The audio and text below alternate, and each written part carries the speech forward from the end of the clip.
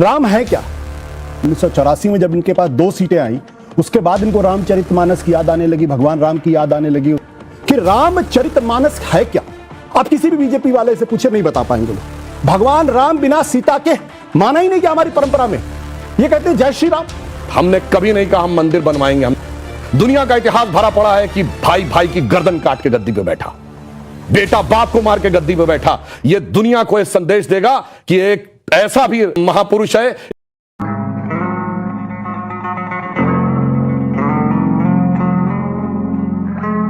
और ये भारतीय जनता पार्टी को ये 1952 में क्यों नहीं समझ में आया कि राम मंदिर एक बड़ा मुद्दा है। तब तो गाय के मुद्दे की बात करते थे। 1984 में जब इनके पास 2 सीटें आई, उसके बाद इनको रामचरितमानस की याद आने लगी, भगवान राम की याद आने लगी, उसके बाद इनको अयोध्या की याद आने लगी। ये अपने आप में बड़ा सवाल है। राम है क्या? सबसे पहले तो हमें यह समझना पड़ेगा। ये बात है बिल्कुल सही, आनंद की बात मानते हो, हमारे सिविलाइजेशन के एक हिस्सा है और उसके प्रतीक पुरुष कह सकते हैं। लेकिन जब हम राम के बारे में बात करते हैं तो किन राम के बारे में बात करते हैं? वो जो कबीर के राम है, जो कहते हैं मैं तो राम की बहुरिया हूं, ये कबीर कहते हैं। कबीर ये भी कहते हैं निर्गुण राम जपहु रे भाई, अवगत की गति लखी न जाई। ये कबीर कहते हैं वो एक निराकार परमब्रह्म की बात करते हैं जिनको आप महसूस करते हैं, जो कहीं किसी मूर्ति में नजर नहीं आते, उनको हर जगह नजर आते हैं। और तुलसी क्या कहते हैं? रामई केवल राम प्यारा, जान लेव जो जाने निहारा। तो तुलसी ये कहते हैं। तो हम किस राम के बारे में बात कर रहे हैं? वो जो निराकार ब्रह्म है या वो जो साकार ब्रह्म है? कि रामचरितमानस है क्या? आप किसी भी बीजेपी वाले से पूछे नहीं बता पाएंगे वो। अब प्रश्न ये उठता है, जब राम ऐसे हैं कि जिनकी कथा खुद भगवान शिव कहते हैं, तो बीजेपी कहते हैं राम सिर्फ मेरे हैं, और जो कहेगा कि राम कबीर वाले हैं हम उनको नहीं मानते। मैं अयोध्या के पास का रहने वाला हूं, वहां पे बचपन में सिखाया गया जय सिया राम। भगवान राम बिना सीता के माना ही नहीं कि हमारी परंपरा में। ये कहते हैं जय श्री राम। मुझे जय श्री राम में कोई दिक्कत नहीं है। हम बचपन में थे तो लोग कहते हो, हिंदू हो मुसलमान राम राम कहते थे, राम राम कहते थे। आपने उसको पॉलिटिकल किया, क्योंकि तब आपकी जमीन जब पूरी तरीके से खत्म हो गई, जब लगा कि हिंदुस्तान की राजनीति से बीजेपी का सफाया हो जाएगा, तब आप हुए। इस मुद्दे पर हमें इस देश के अंदर 300 सीटें लेकर आनी, अपनी सरकार बनानी। प्रश्न यह कि कौन राजनीति कर रहा? बीजेपी की एक चीज बिल्कुल स्पष्ट कर देनी चाहिए, बार बार घालमेल करते हैं। भगवान राम अगर भगवान है तो फिर इतिहास पुरुष कहना बंद कर दीजिए, क्योंकि जो पुरुष है, जो इंसान है, वो आदि है और अंत है उसमें। बहुत बढ़िया। देखिए, पहली बात तो ये हो गई कि भाई सब मानने को तैयार हो गए, नास्तिक भी मानने को तैयार हो गए। और मैं आपको बात बताना चाहता हूं, जहां से आंदोलन शुरू हुआ 1983 की बात थी। उस समय जब मीनाक्षीपुरम में एक बड़ी घटना हुई जिसमें भारी संख्या में दलित समाज के लोग मुस्लिम बन गए थे।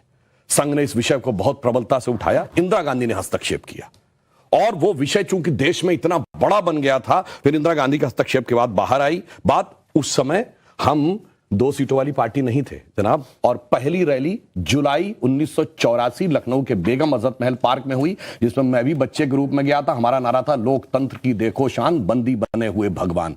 ये आप 84 के इलेक्शन की बात कर रहे हो। उसमें भी अगर हमारा राजनीतिक वजूद खत्म हो गया था, तो बच्चों से कहता जाके चेक करिए, कांग्रेस के बाद सबसे ज्यादा वोट परसेंटेज में हम नंबर 2 की पार्टी थे। 8.96% वोट था हमारा 1984 में। अब जो इन्होंने कहा, देखिए, लोग नास्तिक होकर भी कितना बढ़िया दर्शन की व्याख्या करने लगते हैं कि भगवान, अभी इन्होंने भी कहा कि भगवान है तो इंसान कैसे हैं। अरे तुलसी ने जवाब दिया है, व्यापक ब्रह्म निरंजन, अविगत विगत विनोद, सो अज भगति बस कौशल्या की गोद। वो कहते हैं कि ये ब्रह्म है, अनादि है, परंतु भक्ति के कारण वह आपको दिखाई पड़ते हैं। जैसे सूर्य आपको दिखता है ऊपर, मगर आपको शीशे में रिफ्लेक्शन में देखता है। अगर शीशा साफ होगा तो आपको साफ साफ रिफ्लेक्शन सूर्य का दिखेगा। यानी वो उस रूप में आते हैं। और ये लोग बड़ी मजेदार बात करने लगते हैं कि साहब तुलसी के राम अलग हैं और उनके राम अलग हैं। तो तुलसी ने भी कहा, सिया राम मैं सब जग जानी, करहूं प्रणाम जोर जुग पानी। तो कबीर ने कहा है, दुल्हिन गाओ मंगल चार, हमरे घर आए रे राजा राम भरतार। राजा राम बोला है, 1 लाख पूत 1.25 लाख नाती, ता रावण घर दिया न बाती। तो वो रावण भी उन्होंने बहुत साफ साफ कहा है। परंतु मजेदार बात यह है कि सेकुलर लोगों को इस बात पे तो आपत्ति है, आनंद रंगनाथन जी ने अच्छा जवाब दिया कि मंदिर में पैसा नहीं लगे, मगर सेकुलर सरकार को हज सब्सिडी देनी चाहिए थी, उस पर किसी को आपत्ति नहीं थी। जबकि मुस्लिम अकीदे के अनुसार हज अपने पैसे से जाया जाता है, सरकार के पैसे से नहीं। मजे की बात, हमने कभी नहीं कहा हम मंदिर बनवाएंगे, हमने कहा मंदिर का मार्ग प्रशस्त करेंगे। मुलायम सिंह ने कहा मस्जिद बनवाएंगे, और इन्हीं के नेता वकील का चोला ओढ़कर, हमने चुनाव से नहीं जोड़ा। याद करिए, बाबरी मस्जिद एक्शन कमेटी का वकील बनकर किसने कहा था 2019 के बाद इसको जजमेंट को ले जाइए, वरना इसका राजनीतिक लाभ मिलेगा। तो राजनीति करने का जो सारा का सारा वो बात है। और अंत में एक बात और कह दूं, क्यों आवश्यक है? इसलिए आवश्यक है कि राम मंदिर बन के जानते क्या संदेश देगा? दुनिया का इतिहास भरा पड़ा है कि भाई भाई की गर्दन काट के गद्दी पे बैठा, बेटा बाप को मार के गद्दी पे बैठा। यह दुनिया को एक संदेश देगा कि एक ऐसा भी महापुरुष है, एक ऐसे भी भगवान है, एक ऐसी महान संस्कृति है जहां पिता के एक वचन के लिए संपूर्ण राज्य छोड़कर बेटा जंगल में चला जाता है। जहां जिसको राज मिलने वाला होता है वो खड़ाऊ रख के शासन करने लगता है, दूसरा भाई जंगल में चला जाता है। यह संदेश देगा। और मैं एक बात और कहना चाहता हूं, जो आपने कहा राम शब्द का अर्थ जानते क्या है? रम धातु से बना है। जैसे आपने हिंदी में और संस्कृत में शब्द सुना होगा रमणीक स्थान, रमता जोगी, यानी जिसमें चीज सेटल हो। राम शब्द का संस्कृत में अर्थ है रमन्ते इति रामः, अर्थात वह एलिमेंट जिसमें संपूर्ण संसार सेटल्ड है। और वो एलिमेंट का संघर्ष किससे है? दशानन से, 10 मुख वाले रावण से, उसकी 10 इंद्रियों की बहिर्मुखी पिपासा से। और राम उत्पन्न कैसे होंगे? राम के पिता क्या नाम है? दशरथ। तो 10 इंद्रियों को रखेंगे तब भगवान, तब डिवाइन एलिमेंट आपके अंदर उत्पन्न होगा। Extrovert tendency of all the 10 senses को डिस्ट्रॉय करेगा और धर्म स्थापित होगा। मैं पहले भी उदाहरण दे चुका हूं, 4 - 3 = 1 होता है। आप सब ने जब क्लास 2nd 3rd में एडिशन सब्सट्रैक्शन सीखा, अगर आप 3 - 4 कर दें, टीचर डांट देती थी। बेवकूफ ये नहीं पता 3 - 4 नहीं हो सकता, पर 3 - 4 होता है -1। ये बताएंगे -1 का स्क्वायर रूट होता आई, जो सारी बैलिस्टिक इक्वेशंस का मेन अंग।